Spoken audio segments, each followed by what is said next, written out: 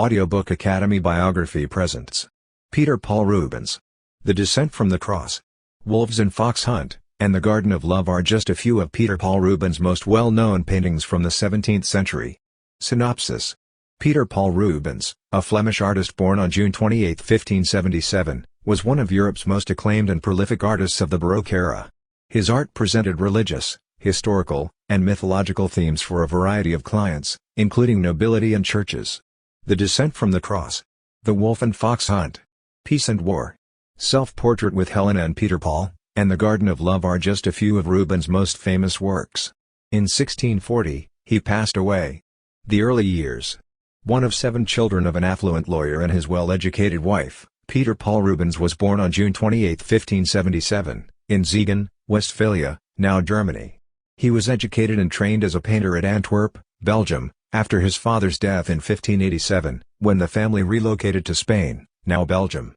In 1598, he was accepted into Antwerp's professional guild for painters after serving as an apprentice to several well-known artists. Early professional experience and travels. As early as 1600, Rubens visited Venice and Rome, where he saw works by Renaissance masters including Titian and Tintoretto. It wasn't long before he landed a job painting portraits for the Duke of Mantua, Vincenzo e Gonzaga. By Vincenzo's request, Rubens was sent to Spain, Genoa, and Rome. Rubens, a skilled artist and a talented businessman, began to collect commissions to paint religious works for churches and private portraits. Antwerp was a success. In 1608, Rubens returned to Antwerp, where he spent the rest of his life. Isabella Brandt was there when he proposed to her. He married her and set up his own studio, complete with an assistant staff. Accompanied the Spanish rulers of the southern Netherlands, Archduke Albert, and Archduchess Isabella, as a court engraver. After World War II, wealthy merchants in Antwerp began amassing private art collections, and the city's churches began receiving new artwork. Antwerp Cathedral hired Rubens to paint the Raising of the Cross and the Descent from the Cross between 1610 and 1614 as part of a prestigious commission. Additionally, Rubens painted historical and mythological scenes, as well as hunting scenes like wolf and fox hunt while working on numerous projects for Roman Catholic churches, circa 1615-21. In the course of his career, Rubens earned the moniker Prince of Painters and Painter of Princes due to his frequent assignments from monarchs.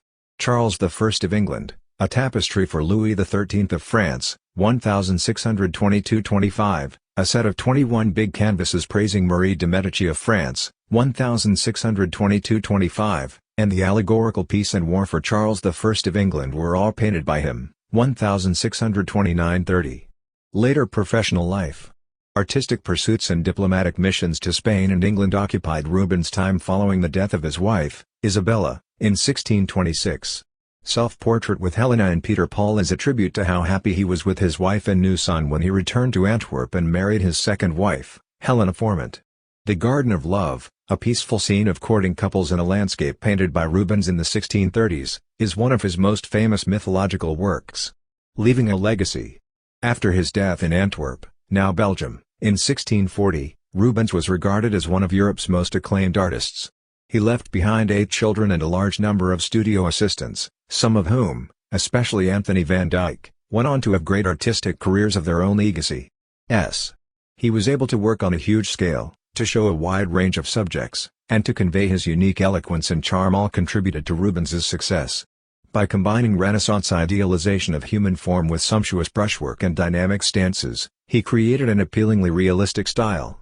The term Rubenesque has become a common one because of his preference for presenting female figures that are full and curvy. Rembrandt, Thomas Gainsborough, and Eugène Delacroix were among the artists who admired Rubens's work, as well as artists from different locations and time periods. Thank you for listening in Audiobook Academy. Don't forget to subscribe and smash that like button for more content like this. See you in next video.